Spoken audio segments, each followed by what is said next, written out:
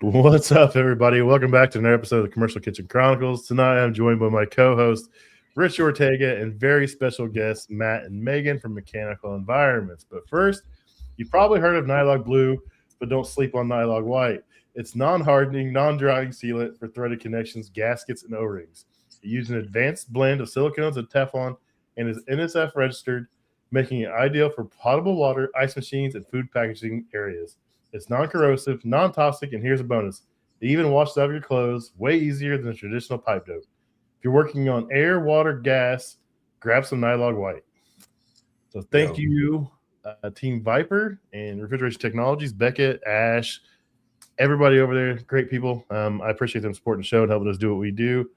I gotta throw this in there real quick because I'm the guy that like one fitting trying to put regular pipe dope on it, and I've got pipe dope on my pants and in my hair and all over the place. And Nylog White is the exact opposite of that. That is the best pipe dope that you can get. Yeah, I only wish it came in a squeeze tube like the 567 does, like so you could squeeze it out, because that would make it better. I'm like digging in with a screwdriver trying to dig it all out of the bottom instead of getting a new jug. So I am terrible. I've been all over Becca. I'm like, put it in a squeeze tube, please. Put it in a squeeze tube. I'm not getting my way, but I keep saying it. So, what is going on, everybody? Oh, another day. Yeah. Yep. Yeah, it's been a week. My first full week back in all of February. It's kind of weird. I worked 3 days all of February in the field, and one was a Saturday. Come back to reality. I worked like 12 and a half hours Monday, 13 hours yesterday. I think I did 11 hours today. I'm just like, can I just stay gone forever? No, we got to come home and fix everyone's problems. Yeah, did they save the hard calls for you? Yeah, I've been playing a little bit of cleanup. I've been cleaning up my son's stuff and some other guy's stuff, and it is what it is, just part of it. It's what happens when you're in my role, I guess. But I can't complain. I have fun. I like what I do. I mean, I'll complain, but it's just me complaining. Generally, I get over it in a couple hours, don't I, Rich? Yeah, trade show life's not the same as the work life, for sure. No, it's nice when everybody wants to talk to you and you're people's friends, and you got the free parties and stuff, and then you come back to reality like, oh, this sucks. It doesn't suck. We love what we do. Come on, guys. No, it's just different. Vegas is nice and fun. It's flashy lights and stuff everywhere. I don't know if we'll ever get Rich to come out to Vegas to go to a show, but we're trying. Maybe one day. I mean, Chicago next year. Come on, Rich. He is not going to Chicago. It's too cold. He will not go to Chicago. Just stay at McCormick Place, and then you don't have to leave. I mean, that's a possibility. See? I like that. Don't have to go outside in the cold. I could look at the cold from the window. I'm okay with that. I went down to Rich's neck of the woods, and he was like full like pea coat. Like I'm like wearing shorts and a t-shirt, and he's looking at me like, "Are you?" Oh, for the regional. It was like 50 degrees, and like it was like maybe 45, but he was like, "This is nuts. I'm not doing this." I'm like, "Wow." Dude. Yeah, and you're in a t-shirt and shorts as we're walking to the Mexican place. That was a little chilly. That was a little chilly that night. I'll give it that. And that cigar bar was psychotically cold. That made no sense. Yeah, so I picked a cigar bar and we went there, and like we walked in, I was like, man, it's cold and there's no heat. They didn't have any heat in the entire cigar bar. Everybody's in there wearing like coats and beanies, and like I'm wearing like a t-shirt. Their makeup air unit was making it cold in there. Oh, yeah. They had to make air or exhaust or heat. Most of our lounges are supposed to have. According to the code book, I think you're supposed to have like 60 CFM per person. Or per square foot. Yeah, I don't know if that place followed any codes, to be honest with you. It didn't have hot water. It didn't have hot water in the bathroom. It may not have been a legit business. But yeah, most smoking lounges would be a wind tunnel, essentially. So yeah, it should be. So we had a blast in Vegas. I'll get it out of the way now. She's just looking at me like, don't you fucking say it. We have an award winner here. Megan won Ladies of Trade, so everyone congratulate Megan. If you don't know, she's kind of a big deal. I'll get it out of the way now. Can't think of a better person to win that award. Oh, thanks, Rich. Yeah, I was excited. I was giving her a hard time. I was like, hey, I went and packed bags. I was like, hey, there's like 450 people here. Oh, there it did. It finally died. There's 450 people here, and if you got to get there, it's going to be rough. I know. I was like 450 people. You're kidding me. Like I thought this was like 250 last year or whatever. I think it was 300 last year. 300 last year. I don't know what he's trying to go bigger next year. He's got it figured out. He doesn't have a place yet, so he's Yeah. Chicago looking for a place. So Nice. I think he's set on the hotel things. He likes the hotel ballrooms. Nice. So it makes it kind of nice. Just got to find out what hotel and book there, so you don't have to go anywhere. Right. Chicago's kind of rough. It doesn't matter which road you're on; the wind's blowing right in your face, and it's terrible. So Yeah. I'm not helping my cause getting rich there. That's for sure. No, you're definitely not. No. I just hope the buses are better next year. Last time we were in Chicago, the bus routes were horrible. They are scary ass drivers there too.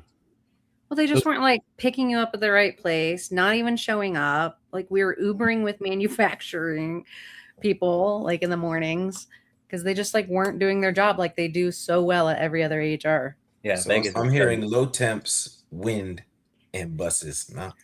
Yeah. That was the third strike. I'm out. Well, if you wait till 28, it's Orlando. There you go. I'll be there. All right, we got it on tape. Could have admitted. I'm trying to get him to Wisconsin this fall, so maybe that might work. Well, late summer or fall. That I want to try to go. If I can get there, I will be. Is that a Wisconsin's skills nice. competition?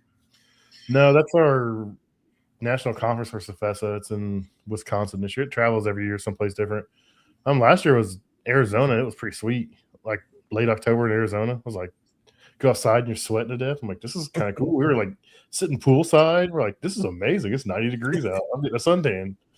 Nice. So I can't complain there. So They got good cheese up there. Yeah. Wisconsin. Yeah. I heard you guys did a cheese smorgasbord, a buffet or something. What was that all about? Well, we were up in Madison, Wisconsin visiting Quest and Andon up there, which are two of our dehu manufacturers, which is basically Santa Fe and April Air for the residential side.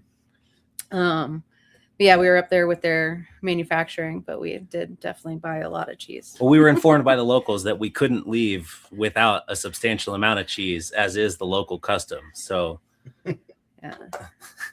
I'll be What driving through there soon. I'll be going Yeah. to What was their local? How do they do what's their whiskey drink? they have a Wisconsin old fashioned. Oh, an old fashioned And what was it with brandy with brandy instead of whiskey. whiskey? It was gross. That was nasty.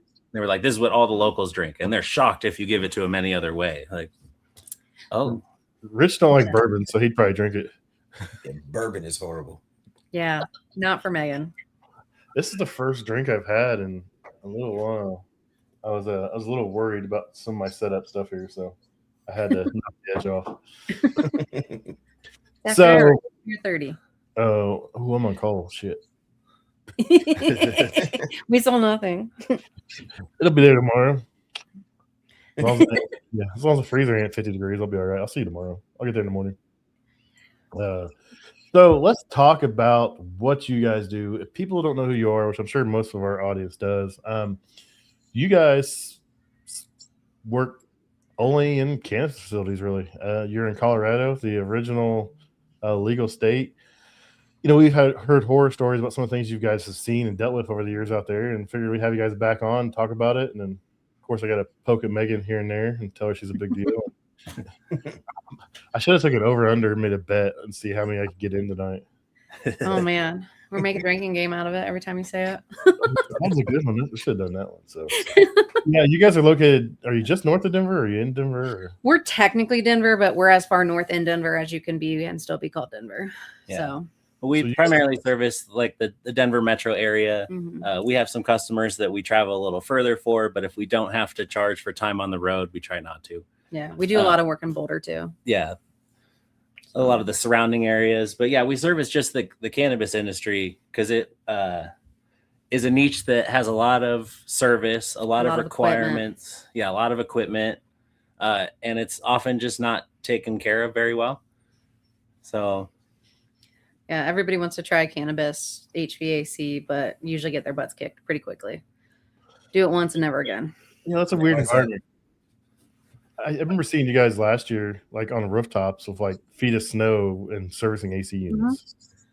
Yeah. It just boggles my mind. we've been lucky this year. Colorado hasn't gotten much snow at all. Like it's been 70 degrees every day. Yeah.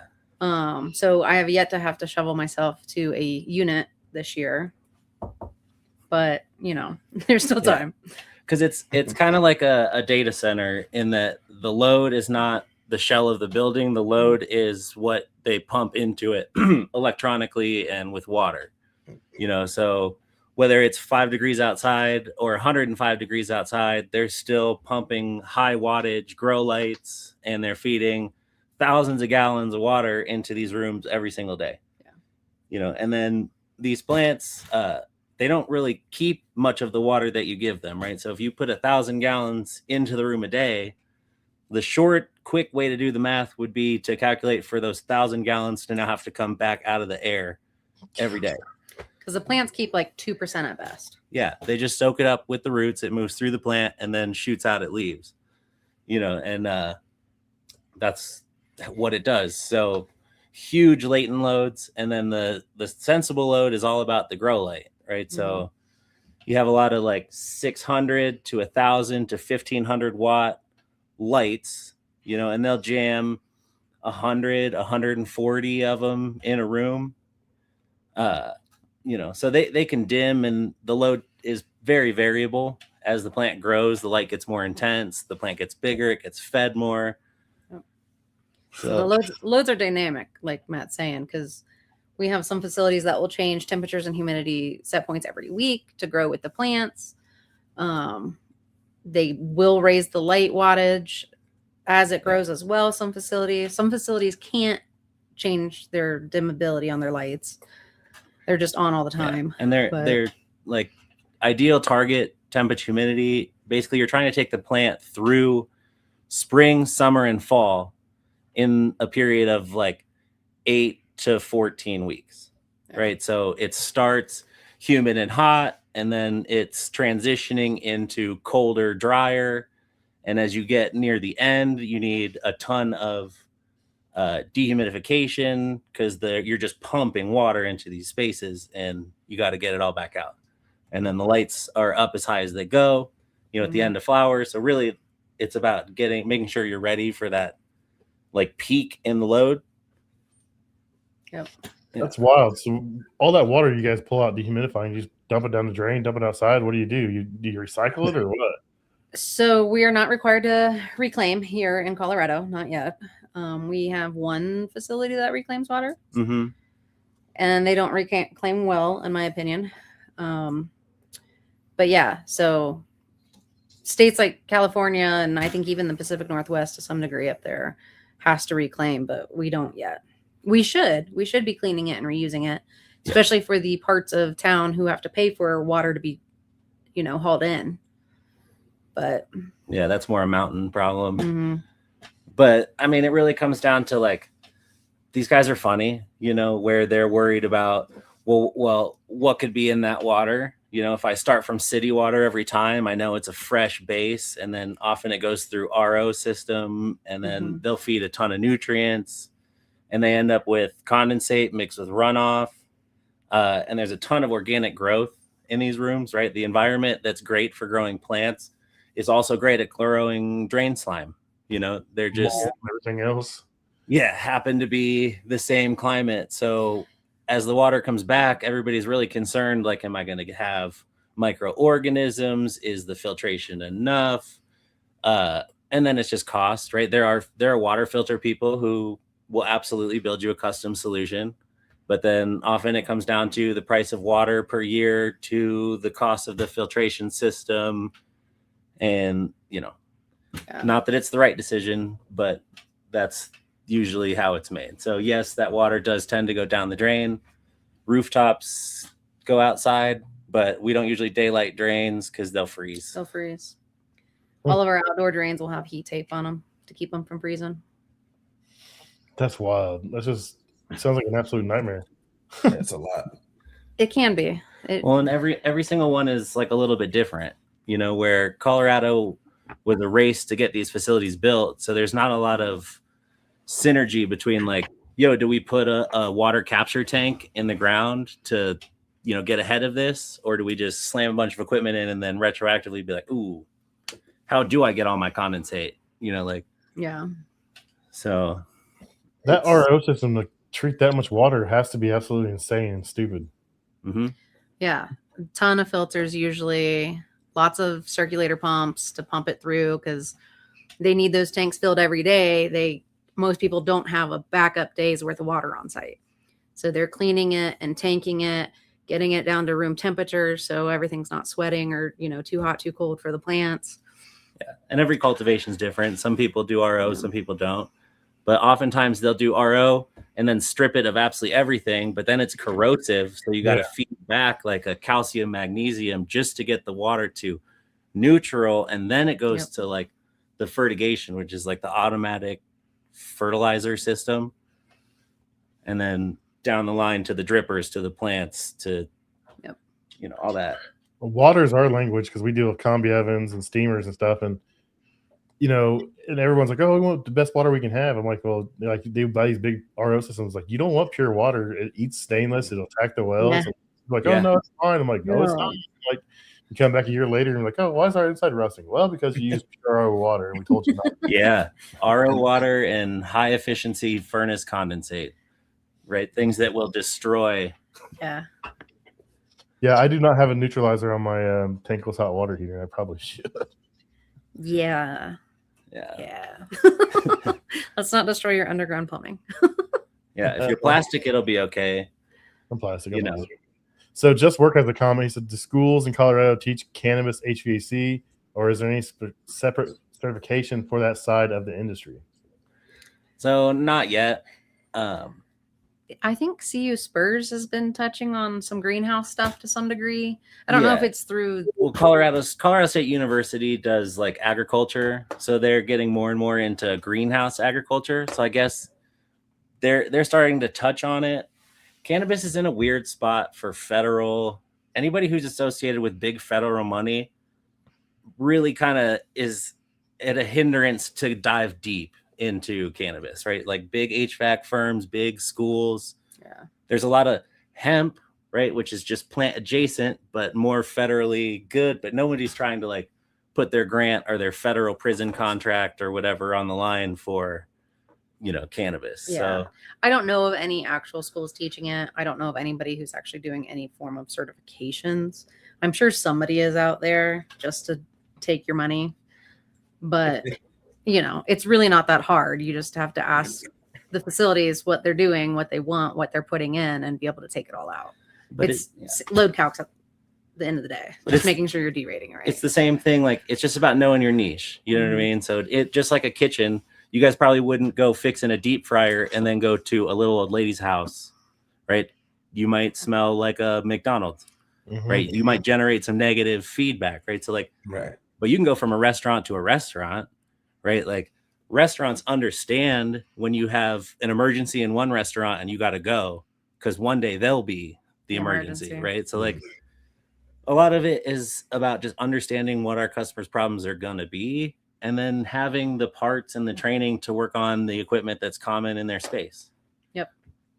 So like an insane amount of people don't work on dehues, right? Or won't fix an appliance, which, okay, so some of this is just like understanding what's there, knowing what needs done, knowing how to order replacement parts, understanding how their facility flows, when they really need peak service, and just basic stuff, basically. Yeah, just like every other service. like everything else. I mean, find a niche and serve it well.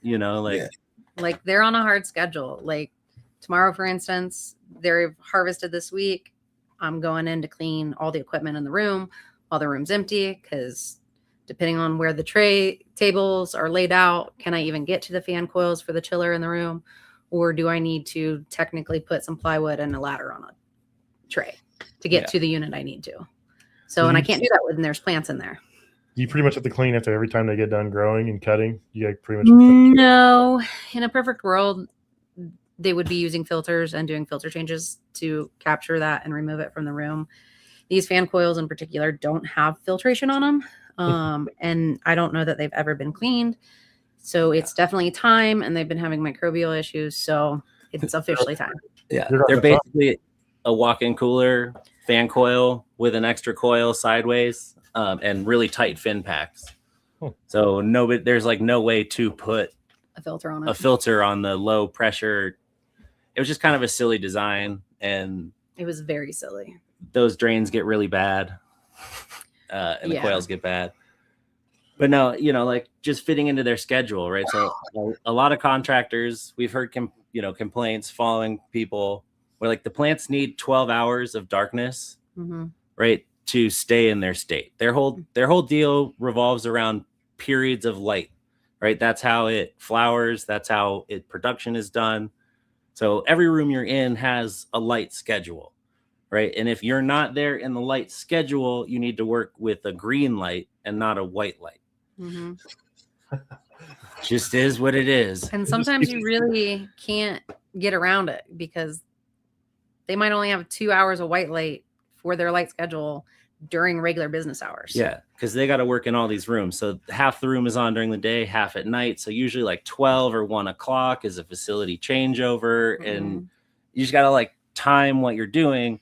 But some people just aren't with it and, will refuse and set up work lights in the dark. And then the customer's really mad because you're messing with their photo period. And like, just listen to who you're taking care of and find out what matters to them. Like we have white and we have green lights. And if we have to work in green light, we're prepared to deal with that. Like it's all the same thing. Service is service. It's just all I'm hearing is don't work on the Chick-fil-A fryer during lunchtime.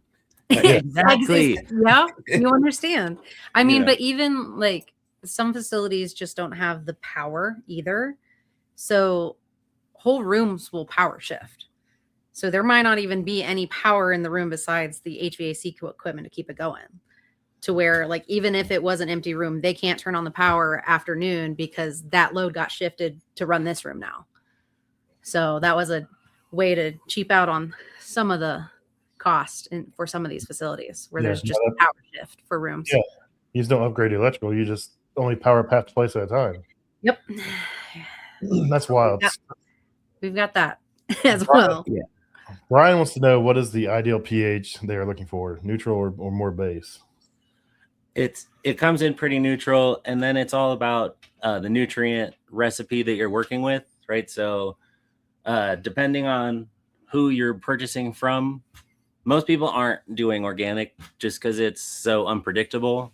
It's usually like a salt recipe or there's a million different manufacturers, but each of those fertilizer people are going to want your base water somewhere so they can mess with it and then kind of adjust to it.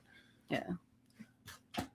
Everyone's nutrients are a little bit different, but we do have those people who also create their entire nutrients themselves and are using shit like molasses and that's and like mixing it up with a giant stick on a giant like oh my god, but then you have the automated system that after all of those nutrients are injected, right, and it can feed as it goes. There's no batching. Just as the water goes past, it adds the right amount of nutrients, and then it hits a EC sensor and a pH sensor, and it'll adjust the water on the fly in the line. So back in the day, we used to pH our water tanks, in little barrels, but like the modern systems, a lot of that's all dialed in and set with your nutrient recipe, which is going to say exactly how much you feed on week 1 and week 2 and week 3 and week 4. Like it's pretty, and auto change it for you. Yeah. Of course there's going to be an artisanal cannabis grower that's really mad at what I'm saying right now. And that 100%, you have to hand water to get good quality product. And but cannabis is at a junction where it's time to start treating this like a business. It used to be, it came from the black market. It was highly profitable. You could throw money at problems. It's not the case anymore, right? So a lot of who we see succeeding in this market are really understanding their labor rate, their cost of goods, their automating everything they can. Yeah, putting that human attention where it's absolutely necessary, right? So somebody's not doing meaningless tasks. If they're in the facility, they're empowered to make decisions about biosecurity or empowered to make moves. So automation helps in the grand scheme of things, but it's different than it was. That's wild, man. I remember back in the day, if you could get something to grow in your backyard, you thought you were doing something.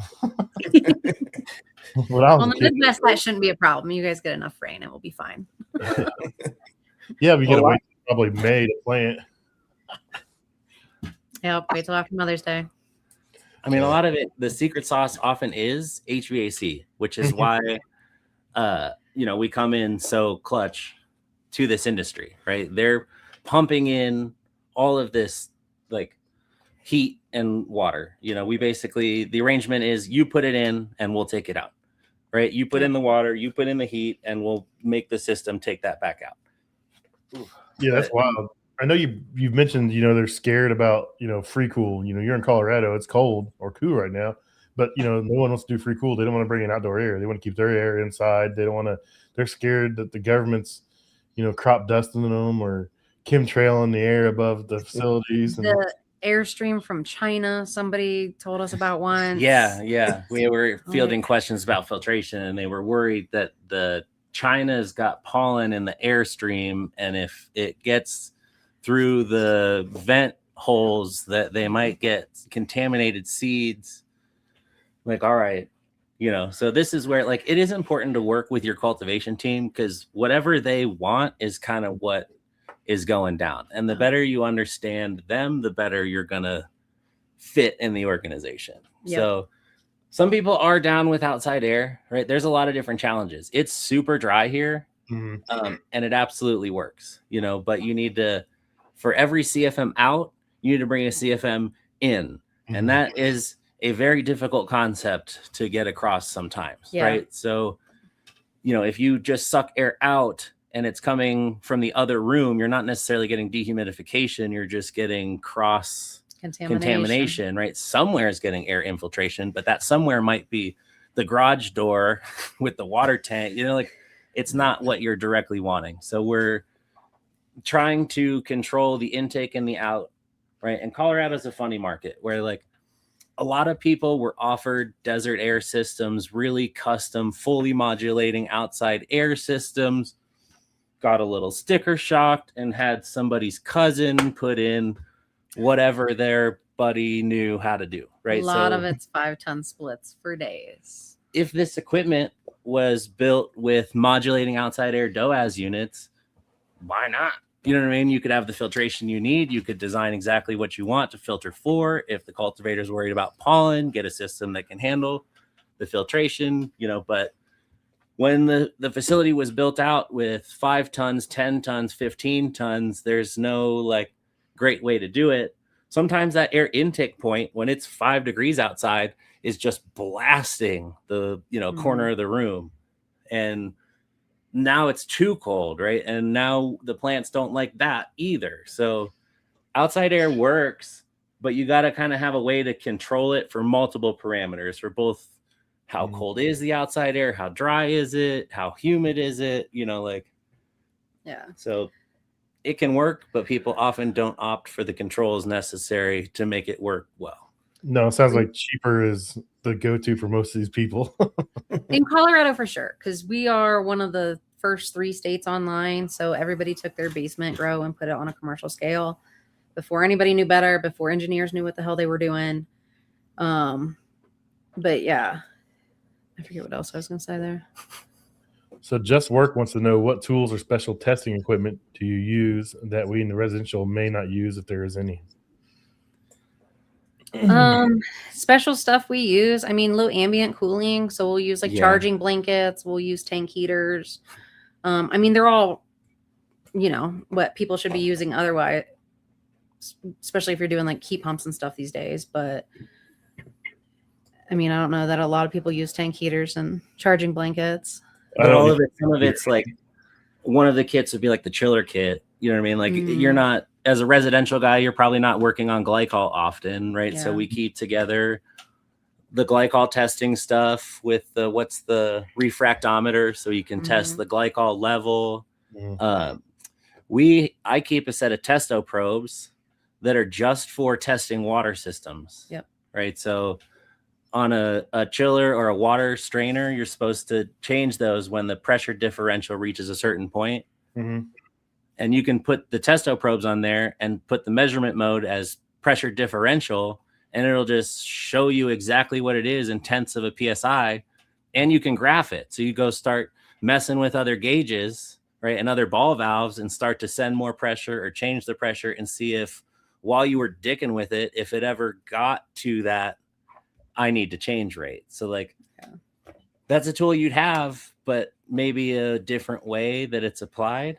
Yeah. Yeah, everybody freaks out when I grab my wireless manometers, whether it's my JBs or my field piece, and I'm checking gas pressure, inlet, and manifold. They're like, "What are you doing?" I'm like, "It's a manometer." Like, that's for airflow. I'm like, "No, that's for gas pressure." That's Yeah. gas. Gas first and foremost. I'm never checking airflow. I'm checking gas. Right. Do you guys work on any beverage chillers? A little bit. Nothing. I don't do a whole lot. Just a little bit. So here and there. Whenever I guess somebody wants some. Well, what do you mean by beverage chillers? Let's go back to that first. Well, I haven't ever worked on a beverage. I've just seen Chris Stevens do it once or twice, right? Or NorCal Dave, maybe. Oh, the glycol systems? Yeah, where you're pumping the glycol out to the beer tap and back. Yep, it's got the little tank, put heat exchanger in it, and yep, we work on those. I ran a call before I left for vacation, and someone had to run it for me while I was gone, and it was at Lucas Oil Stadium, and it went up to the upper deck level from the basement, so it probably went up like 220 feet, and he had to change a pump and didn't shut the line off. No. I was like, you know what glycol he dumped all over the floor? You know how expensive that is. Not slippery and sticky. I was like, dude, there's shutoffs, man. It's like, it's one of the only places I've ever seen shutoffs, and it's probably because it's got 200 feet of head pressure on it, but whatever, man. Well, and he learned his lesson about chillers that day. No, Oh, yeah, that's a mistake you don't make twice. That's for damn sure. You don't work in our industry. People make the same mistake over and over again. Sometimes multiple times the same day. Oh, man. I mean, we work on a lot of dehumidifiers, so we stock a lot of dehumidification parts that, you know, the average person's not going to stock. But tool-wise, I don't know that there's really... Well, stocking dehu parts here is kind of a crazy thing. It's like 19% relative humidity outside right now, right? Yeah. Like no one's working on dehumidifiers right now, right? We have everything in stock to take care of the most common units, you know, tomorrow. So... Yeah, you guys probably order a dehumidifier. People are like, why do you want this? Like, you're in the high desert. Like, why do you need dehumidification? Well, the dehus that we're ordering are big enough that they come from a manufacturer who knows the deal. Yeah. You know, like Quest and Andon are parent companies of April Air and Santa Fe, right? So the name changes as the size of the unit changes, right? So that particular size group is made for indoor agriculture. Yeah. And for example, the smallest units they sell are like 130 pints, and the biggest one is like an 876 pints per day. Per day? Okay. Yeah, pints per day. At 80-60, it's the AHAM rating. So 80 degrees Fahrenheit, 60% relative humidity is what your nominal rating nameplate is. Because once upon a time, somebody thought the only reason we would ever need a dehu is for a swimming pool, right? Mm-hmm. Right. So all of the dehu numbers that are written on the side are for swimming pool ratings. Right? It's 80, 60, right? So, but when you start to take that equipment and you don't run it in a swimming pool, it doesn't produce the same amount of water removal. Yeah. Right. No matter whose equipment that is. And the duration can happen quickly on that equipment too, where, you know, people are always like, oh, I'm getting 506 pints per day. And I'm like, not at the temperatures and humidities you're running. Like, you're getting like 250 pints per day out of that unit. Yeah. And all that information is available from the manufacturer if you kind of dig in and are working with the right manufacturer. But this is just where repetition really kind of pays off, where, you know, we've worked with the same set of dehus so many times. It's, you know, we have all those files saved. We know exactly where to go for a lot of that stuff. But a lot of it's just educating the customer too, because, you know, they were told that it does 506 pints per day or whatever size unit they have in there. But it's like, okay, let me hold your hand. This is a duration chart. Let me send you some copies. Depending on what temperature and humidity you're running, here's your rate. And then you take that rate and you divide it by 24 because there's 24 hours in a day. And that's the actual duration you're getting per hour, and let's talk about changing your VPD, which is grower terms for temperature and humidity. Let's change that to where you're actually getting more latent removal out of your equipment, because we can raise your VPD to a different part on the chart and get better performance out of your equipment and not work it so hard. That's wild. That's a whole lot of knowledge there, and I am lost, but I agree. I mean, and those who care, though, they listen and they get it, and then they'll come back with other questions. I'm fascinated by it. I've just never been in that environment. I'd love to come out there and come see some of these places with you guys and hang out with you guys for a couple of days. Maybe come spend a day on site with us. Dude, you read my mind. I was thinking the same thing. I'm like, I got to go out there and just see what they do for like a day or two. Yeah, come hang out. We'll put you to work. Because isn't there a manufacturer out here? Rich, didn't your kids do training in Denver for? No, Denver, North Carolina. That was the wrong Denver. Yeah. Oh. My sons thought they were going to Denver, Colorado too. They're like, no. I'm like, oh man, they were just out here. We missed them. Well, there's Denver, Ohio. I think there's a Denver, Indiana too. I should have thought twice about it, but I just heard Denver and thought, for sure. No, my boys thought the same thing. They're like, we're going to Colorado. I'm like, no, you're not. You would. It's okay, because I had a friend go to the manufacturer over in Denver, and he's like, hey, I'm in Denver. You gonna come see me? I'm like, Denver? Hell no, I'm not gonna see you. Because I was thinking Colorado. I'm like, I can't just drive over there. What the hell? And then he's like, no, I'm at the factory. I'm like, oh, North Carolina. Like, 2 hours away. I'm good. Yeah, no, I'll meet you in the middle though. Oh, that's funny. Yeah, that's a pretty cool facility over there. My boys did good. They had fun. So I've been to Denver, Colorado once. There's a company out there called Hawkins Equipment Repair. They specialize in kitchen stuff, and I did a Garland class there probably 19 years ago, and that was pretty cool city to see back then. I wouldn't mind going back, hanging out now. I'm sure Kelly would have fun going out there for a few days. Yeah, come out. Yeah, we can take you around for sure. Yeah, I'm always jealous. I always see Mike coming in and visiting Becca, and then you guys put him to work. I'm like, shirt and everything. Work done some days, okay? So he gets to come hang out and help me knock some shit out. I appreciate it. Yeah, you just can't get him to move down here, so it's the only bad thing. I know. I wish I could, because I was like, I will eat rice for the rest of my life to avoid you.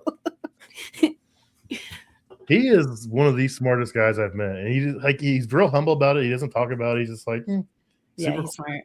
But he's pretty damn smart. He said some stuff to me one day, and I was like, what the hell was that?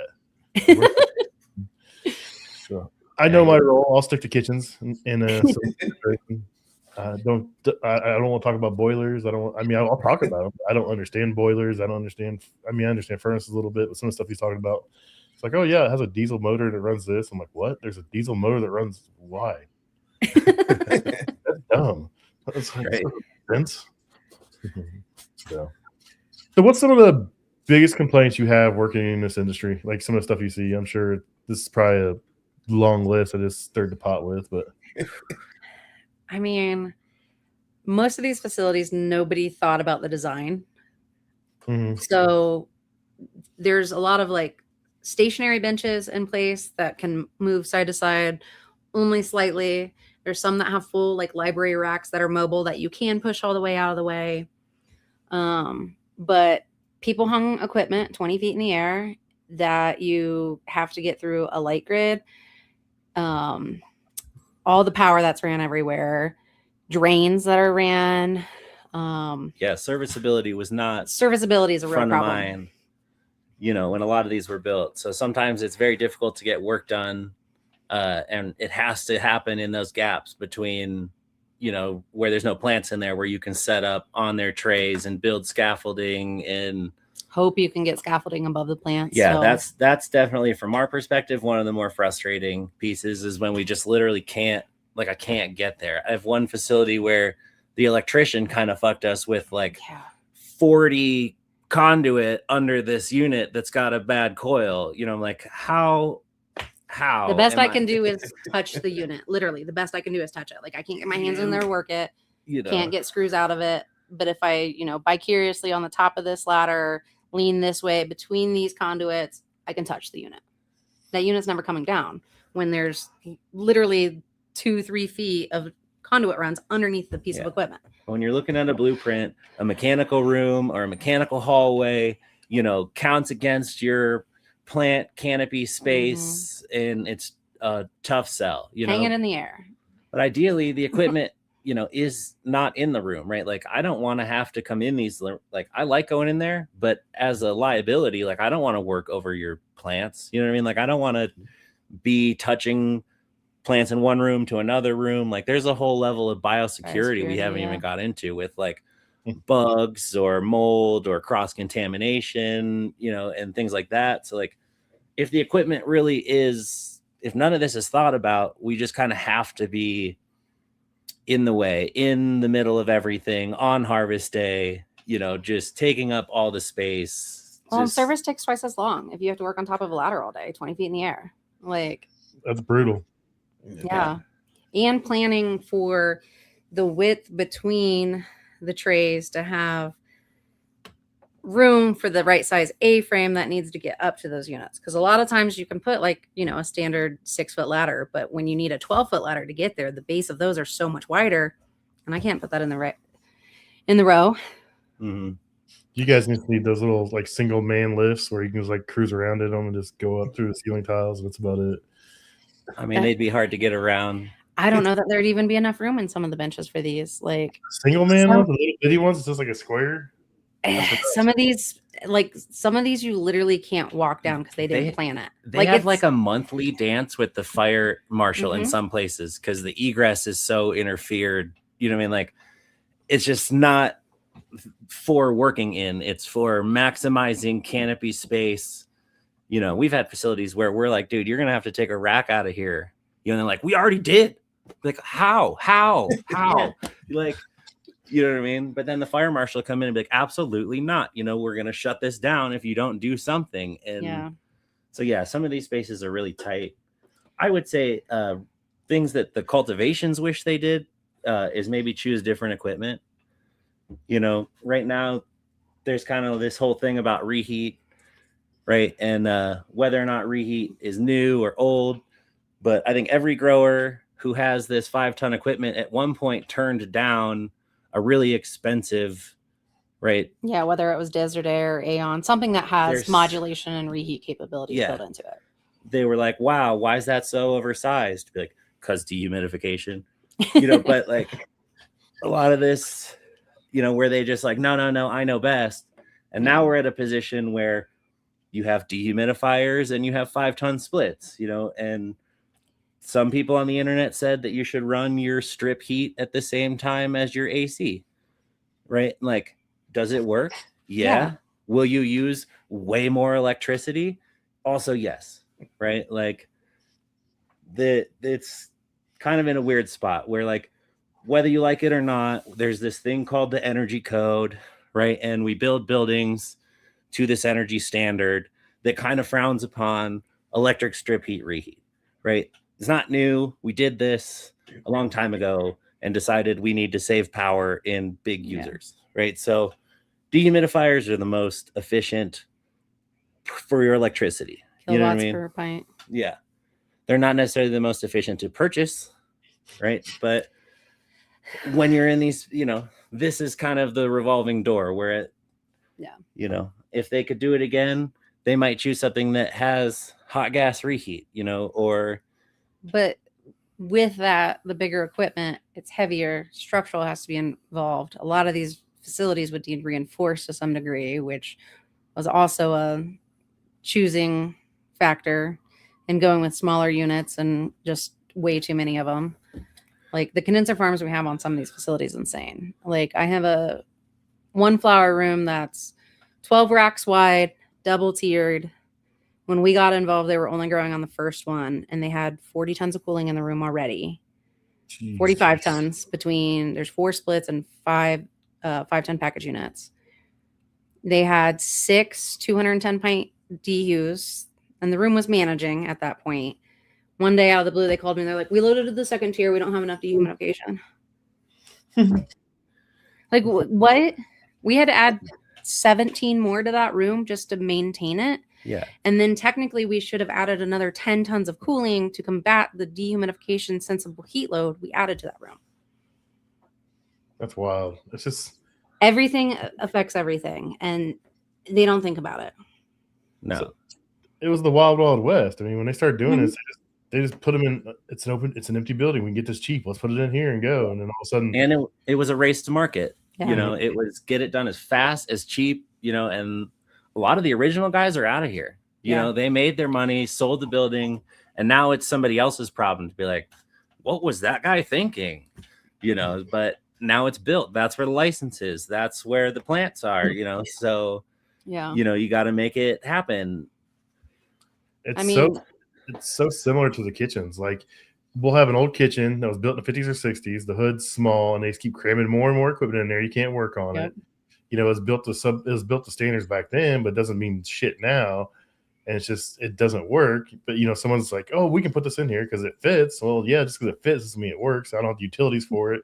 It's just building code. Codes are out the window. Yeah, like, oh, what's code? Oh, you mean this oven can't hang out past into your hood? No, I mean, it can't hang out past into your hood. Well, we're going to run it anyways. Well, I'm taking pictures sent to the manufacturer. I'm not dealing with this. I mean, Please sign here that I told you about it. But even like the restaurant business, like these guys will start these restaurant concepts and they do good for like the first year and they make all the money on the first year. And then they have these great profit and loss margins. They'll sell it to somebody because they know, well, this thing's going to tank it the next 3 years. I got the best year out of it. I'm going to sell it to this fool. And then 2 years later, you drive by and it's closed up because, you know, they didn't have business. I'm like, man. So it seems like the cannabis industry did the same thing. The early people got in, made their money, and sold it off to somebody else when the profit and loss looked great. On the road to something else. Well, and now, like Matt was saying earlier, these guys have to learn to run a business where before it was just throw money at it because they had so much money coming in, being one of the only states online. So those who can't run a business have closed doors. I mean, our customers keep buying up spots, keeping us even busier than I would like to be. But like, we had somebody take over a facility, was it 2 summers ago, that it was all 5-ton splits again. And I think there was 20 condensers on the roof and 18 of the 20 needed coils. Like, no wonder you failed. You didn't have cooling. Yeah. Like, you have leaks in all these coils. You got at least 5 dead compressors on this roof. Like, getting these guys to understand basic maintenance is also a headache for sure. I've got facilities that refuse to use filters. They don't believe in them. Yep. Like, cool. Now your coil is your filter. And wouldn't you believe they tend to have a lot of drain clogging issues? No, I wonder why. No way. Yeah. Yeah, they clear a lot of drains. That stuff's just in the air. It sticks to everything, imagine, especially high humidity, trying to pull it all out.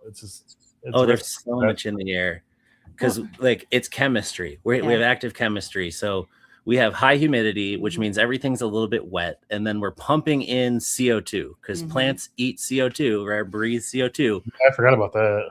So they buy it, and a big truck comes and fills up tanks, and it's just constantly keeping the room at like over 1,000 parts per million of CO2. 12 to 15. Right. So you have CO2, water, and then you have the plants, which are VOC machines. That's like their whole deal is smells. And then everything that gets, leaf blowed off the floor or swept off the floor.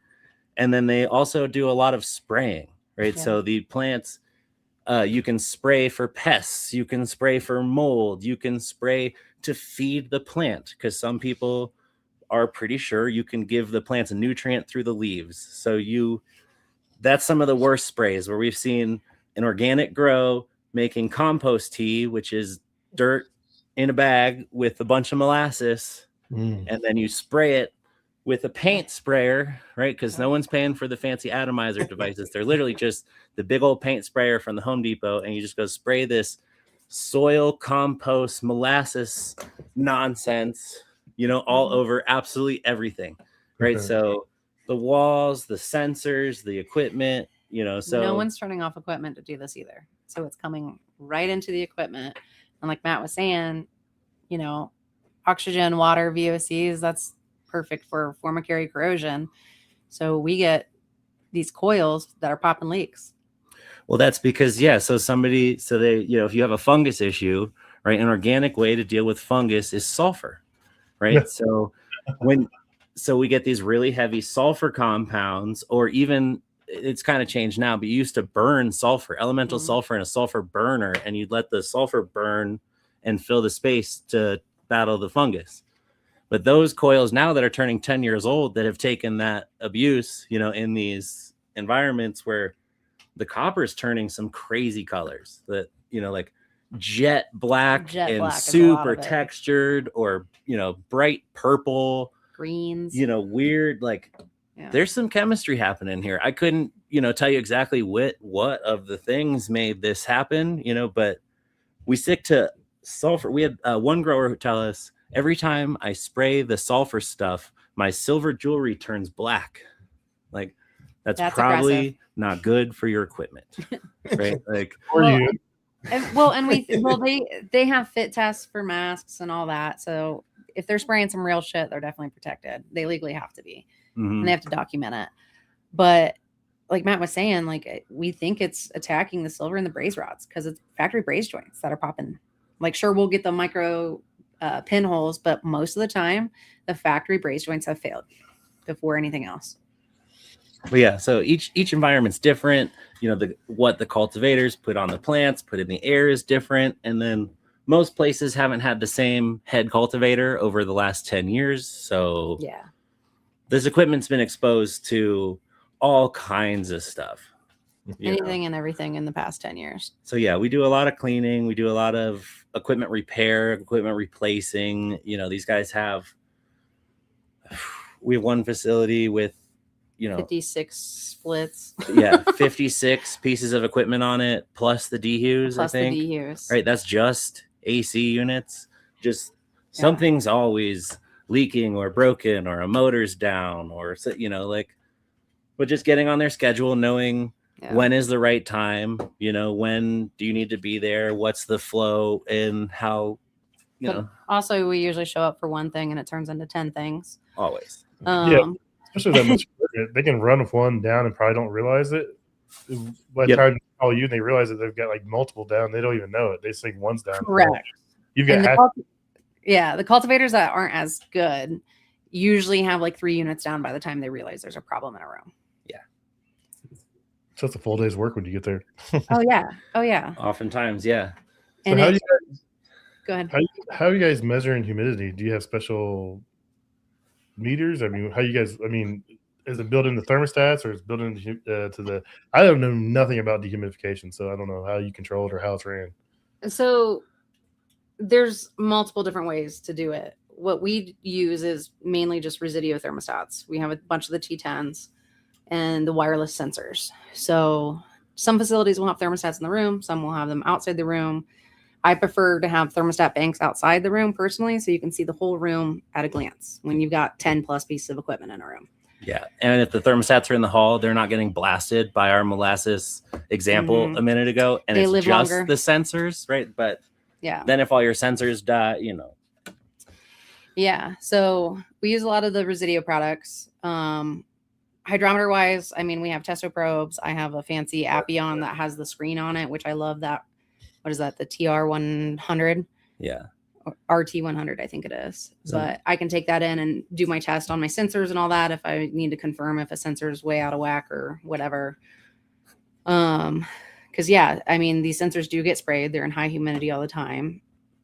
Luckily, Residio doesn't have a problem with it, and there's a 5-year warranty on them, so I can, it's the best cost for them at the end of the day. Well, and it just works because it can control dehumidification. Like there are grow thermostats, right? Like, but there are just so many frustrating things about like, what do you mean you can't do that?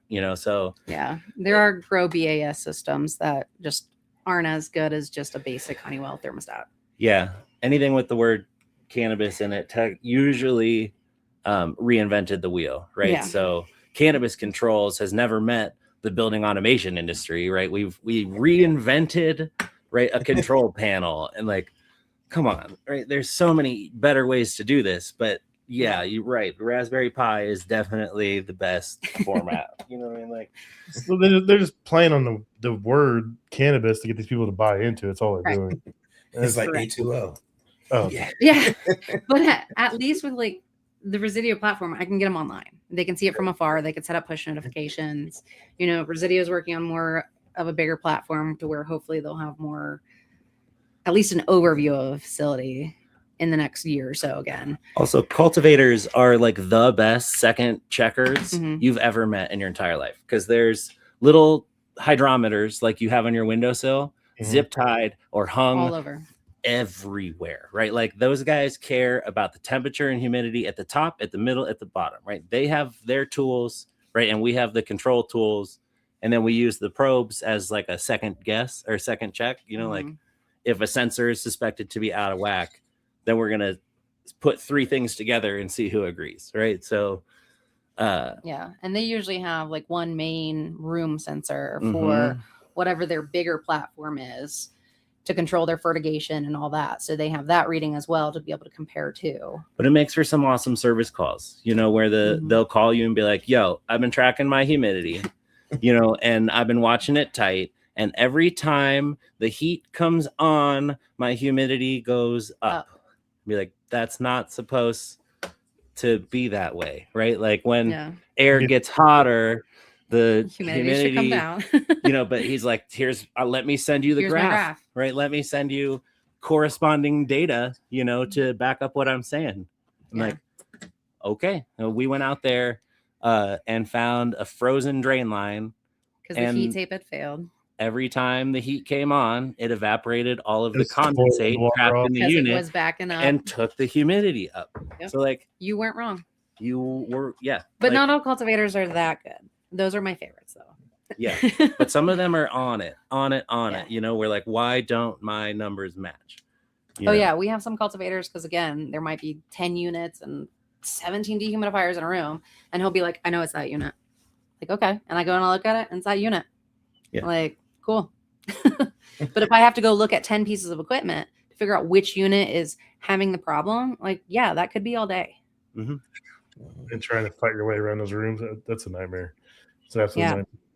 Do you guys ever, I'm curious, is odor compliance a thing in restaurants? Like, does somebody ever come down on, you know, the fry shack for smelling too much like French fries? Like, is there ever like that Subway smell, you know? It's free advertisement.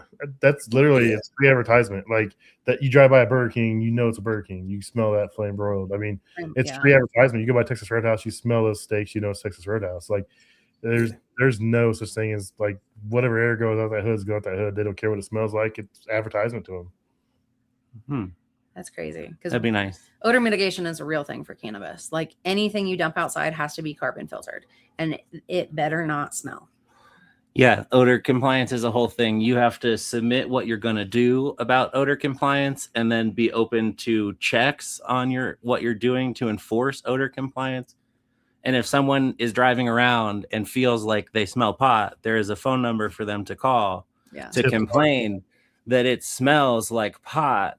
And then they have to come do inspections and deal with odor compliance. So that's another big piece on like just being, you know, niched in to understand like what each county wants to see, because everybody's their own deal, and what odor compliance is going to work, what documents need submitted, right? Some people want different documents, but really we use a lot of, for that, like the big canister filters. If you've ever been to a grow store, you've seen them, right? They're big, like 4 inches thick, circular, full of carbon, but they can last up to a year, right? So if you're playing the game on how often is my employees going to change this big heavy filter, right? Like the longer the better, right? So but also don't blast your humidifier right next to it. Yeah, activated carbon absorbs humidity and VOCs, you know, so they can be pretty heavy when they're coming out, you know, like if they're hung in a weird position. We've seen before where they fall down because they were up there with like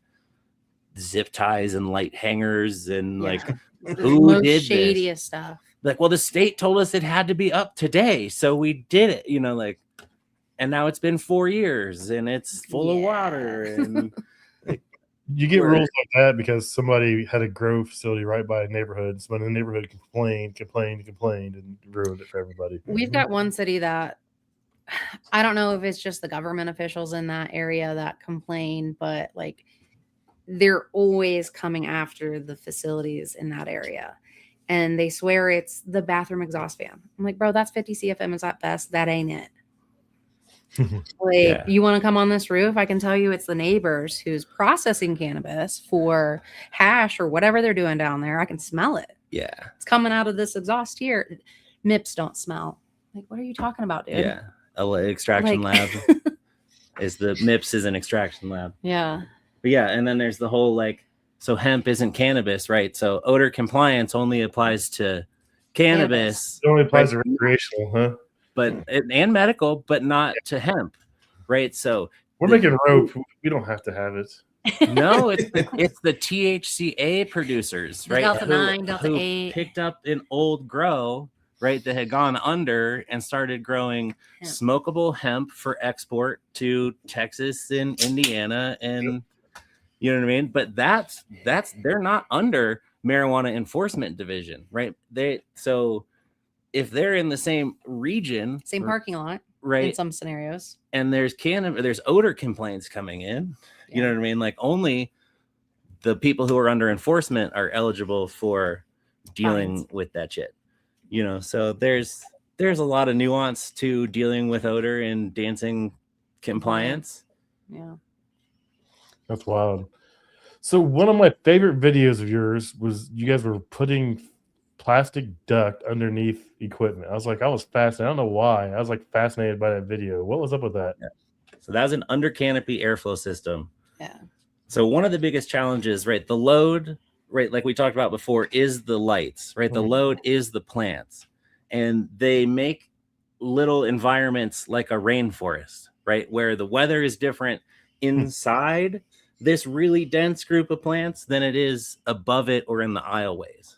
Right. So that facility is a 2-tiered system. So they're basically pallet racks, right, worth of space. And these plants can't really go anywhere else. They're kind of trapped in that zone. So these guys take a lot of leaves out. They're doing what they can. But no matter what, it was just way too humid in the middle of that canopy with the way that room was designed. So we put those, they're poly tube punched in a staggered formation, and it's delivering air upward from the ends of the table. So we're taking mixed cooled air and forcing it down the middle of those plants to break up that environment. And then it's got, adjustable speed fans and things like that. But if that environment stays like approaching 100% humidity at lights off, it's going to start to condensate in there, and you're going to have way more mold exposure. So like that under canopy region is a very sensitive zone,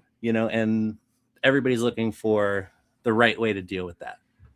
Under canopy and airflow issues are a bigger deal when they're tiered facilities. If you just have one level of plants, it's usually not that big of a deal. But when you're stacking and packing, then you're always going to have airflow problems. And LEDs, right? So LEDs are new. We had a rebate program here where they were basically free, and the entire state of Colorado got new LED grow lights all at once, and everyone's had to kind of relearn how to do things, because the old lights were 1,000 watts or 1,200 watt high pressure sodium, and it felt like you could take a suntan under it. You know what I mean? Like just beaming with heat, and that made it through the plants pretty well, right? So that's why a lot of this under canopy stuff is so new, because you don't really need it when you have that heat penetrating that deep into the canopy. But as these plants, now the LEDs can be turned down, you're getting higher light output per watt. They're just, now this under zone of the plants is getting really humid. So some facilities are putting under canopy lights down there. So there's LEDs that can live under the plant. And that helps a little bit because it makes a convection current, right? Like big poinsettia greenhouses will use heated pipes underneath the leaves of the poinsettia, and the the heat makes a convection current, and it's just enough to move that moisture away from the plant so it doesn't start to rot, right? It's not enough to see the leaves move, but that hot pipe system is developed technology. So some of these under canopy lights create a better environment in that really humid underzone. It's sold to them that they're going to get more poundage, but really it's making airflow at the end of the day. Will it help with their growth? Absolutely. What it does, it's just about consistent. You know, you want the same where the conditions are ideal, you're going to grow the best flowers, right? So if the conditions are only ideal at the top, most of the bottom of the plant is just kind of there to support the top. But if you can keep the conditions the same at the top, the middle, and the bottom, you're in general just going to have a higher yield, right? So there are quite a few solutions trying to kind of tackle this new issue of under canopy airflow, under canopy light. But there's an upper limit to this, right? Where the more air that goes past a plant, the more water it's losing from its leaf, right? And the more it's going to uptake, right? So you can start to get out of control. We've had one facility, it was a greenhouse in the middle of nowhere on a deep water culture, right? And so that basically the roots are living with no soil, just in water. And they cranked up their under canopy airflow to find the limit. And the greenhouse was drinking faster than the water could be provided to the facility, right? It skyrocketing the nutrient cost. It's, you know, been like they just couldn't, there was too much, right? So there's a balance here to how much airflow, what's the right amount of airflow, and everybody's an expert.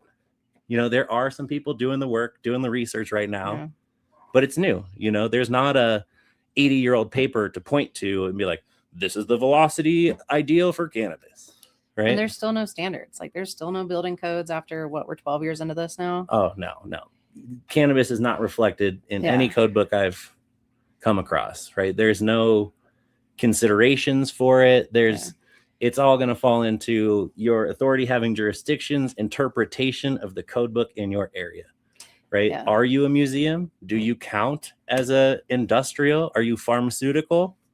I mean, people are working on it though. We have an engineer friend in California that's working on coming up with some basic standards, because when these facilities get so big, like you shouldn't be allowed to be building with 5-ton splits. Let's do a chiller and a boiler.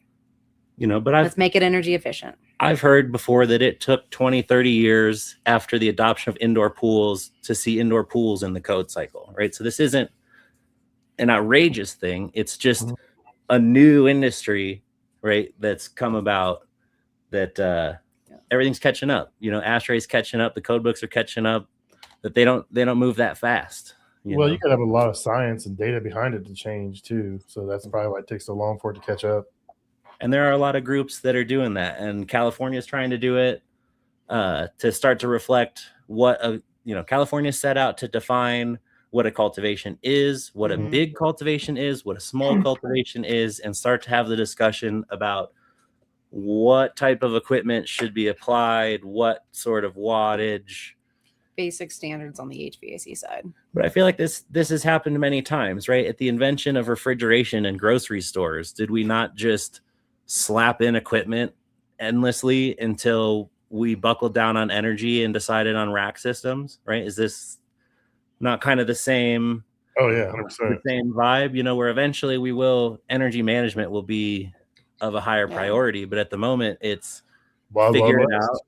Yeah. Well, and if it ever goes federal, I mean, that's when it will for sure become standardized to some degree. We'll get some better contractors back in. We'll get some, federal standards maybe where things can be done the same way. Because right now, every state is its own thing, right? Every state has its own rules, its own laws, its own legislators. It's like saying, all right, everybody can grow plums, but no shipping them, right? So you got to grow plums in Indiana and you got to grow plums in Carolina, right? And like, it's just going to be different, right? Whereas federal will definitely make regions more popular, where it makes more financial sense, things like that. But who was it, Minnesota, that we were talking to, that I was shocked that they were still allowed to do the exposed burners. Like they were doing a brand new grow with exposed burners for CO2. Like, how are you still allowed to do that? Yeah. They're like, okay, I guess that's the cheapest version of it. So just know it probably will change in the next couple of years for you guys. Make the money while they can. That's the way it works. Yeah. All right, guys. It's been over an hour. We can keep talking. Yeah. I could listen for another hour easy. We'll have to have you guys back on again. But I love having you guys on. You guys are great people, extremely intelligent, very passionate about what you do, and it shows. A lot of people wouldn't take on what you guys do, that market. I mean, I imagine it's a pain in the butt dealing with. It's just, hearing your guys' story.